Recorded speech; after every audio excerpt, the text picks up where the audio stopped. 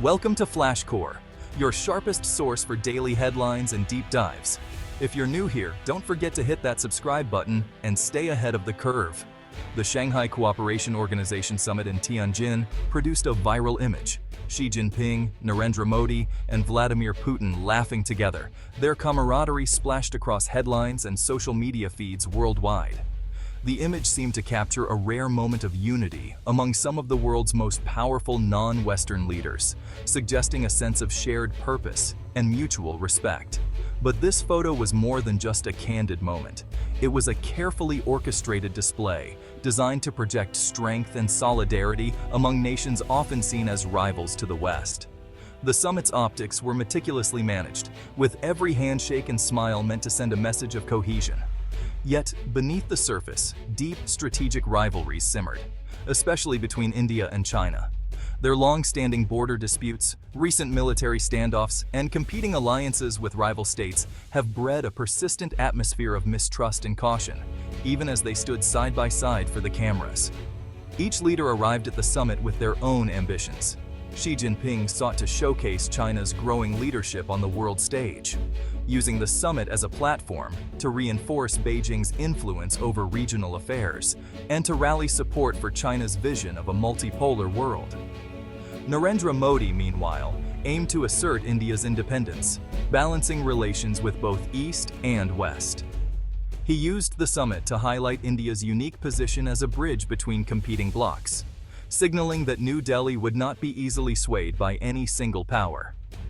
For Vladimir Putin, the summit was an opportunity to break through Western isolation, forging new partnerships, and demonstrating that Russia still commands respect and influence beyond Europe and North America. The camaraderie on display was more performance than partnership, a diplomatic dance masking unresolved tensions and conflicting interests. Behind the forced smiles, the leaders remained wary, each calculating their next move. The summit became a stage for diplomatic theater, with symbolic gestures and grand statements aimed at signaling independence from Western influence. Every interaction was carefully choreographed to reinforce the idea of a shifting global balance. These smiles were a message to Washington and its allies, a signal that a new global order is emerging, one that questions old alliances and seeks to redefine the rules of international engagement. But the real story was not in the laughter or the photo ops. It was in the strategic calculations and quiet conversations happening behind closed doors, where the true nature of their relationships was revealed. In the end, the summit's unity was a facade, concealing a complex web of competing interests, ambitions, and unresolved disputes that continue to shape the future of global politics. Despite its growing profile, the SCO remains a forum for dialogue, not decisive action. The Tianjin summit highlighted this, more about optics and signaling than real solutions. China and India both want a multipolar world, but differ on what that means. Beijing seeks leadership, New Delhi seeks balance. The SCO's strength is its ability to gather influential non-Western countries, but deep rivalries, especially between India and China, limit its unity. Members are unwilling to cede sovereignty, so the organization remains a balancing act, cooperation on shared interests, but little alignment on bigger issues. Leaders stand together for photos, then return to pursuing their own, often conflicting, agendas. The SCO is a platform for managing differences, not resolving them. The summit unfolded amid rising US-China tensions over trade and technology. China seized the moment to present itself as a stable, multilateral partner, contrasting with what it called US bullying. Xi Jinping's speeches criticized American protectionism, appealing to developing nations caught in the crossfire. China's goal: build a coalition to resist US economic pressure and promote a new, Beijing-centered order. The summit showcased China's convening power, but many countries remain wary of overdependence on Beijing. While China's message resonates, skepticism persists. Nations want to benefit from both Washington and Beijing without choosing sides. The new era of great power competition is about maximizing options, not picking teams. The summit was China's bid to lead, but also a reminder of the limits of its influence.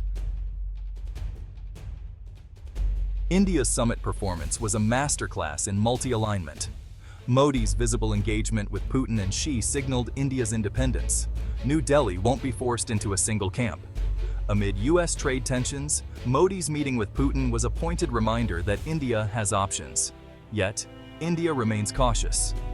Border disputes with China and concerns over Beijing's regional ambitions prevent deeper trust. India uses the SCO to balance relationships, cooperating with the US in the Indo-Pacific, while engaging Russia and China in Eurasia. This strategy demands constant diplomatic juggling, but for India, flexibility is key. Critics say India risks being indispensable to none, but for a rising power, autonomy is its greatest asset. India's foreign policy is defined by its own interests, not by alliances. For Putin, the SCO Summit was a chance to defy Western isolation and project strength. Treated as an equal by China and India, Putin used the summit to show Russia still has powerful friends. These ties are vital for Moscow's economic survival.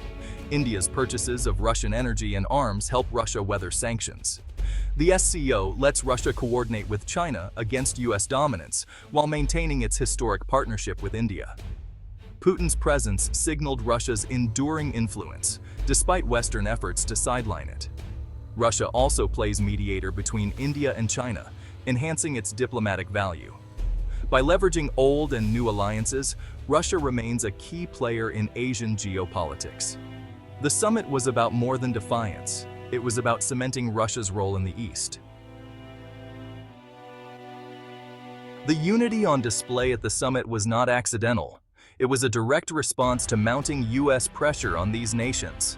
As the United States ramped up its use of economic tools and diplomatic influence, the leaders of China, Russia, and India found themselves facing a common challenge that demanded a collective answer.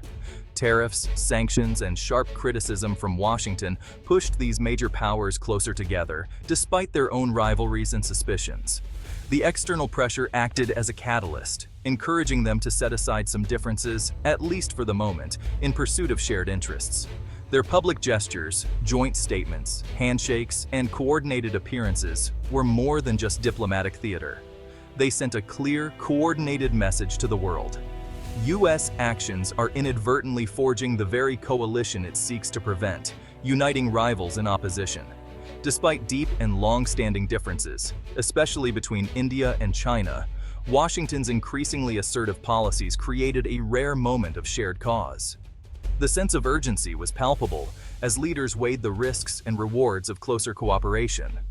The SCO, once seen as a regional forum, became a crucial venue for this tactical alignment. It signaled a willingness among its members to challenge the US-led global order, at least in certain areas, and to explore new forms of partnership. Xi's calls for multilateralism and a more balanced world order found receptive ears at the summit. Yet, this unity is situational, not permanent, built on necessity rather than deep trust. India's position remains nuanced and complex. While it values its growing partnership with the US as a counterweight to China's rise, it also sees the benefit of engaging with its regional neighbors to maintain strategic autonomy. The Tianjin front, therefore, is best understood as a warning shot, a signal of potential realignment, not a declaration of a new, permanent bloc. The alliance that emerged is one of convenience, not conviction. It is shaped by circumstance, not by shared ideology or long-term vision. The summit demonstrated that US pressure can indeed unite rivals, but this unity is fragile and likely to last only as long as the external threat persists. For now, the realignment remains tactical, a temporary convergence of interests, not yet a deep or strategic partnership for the future. US trade wars cast a shadow over the summit, fueling economic anxiety in China and India. American tariffs and criticism of India's Russian energy deals pushed both countries to seek alternatives.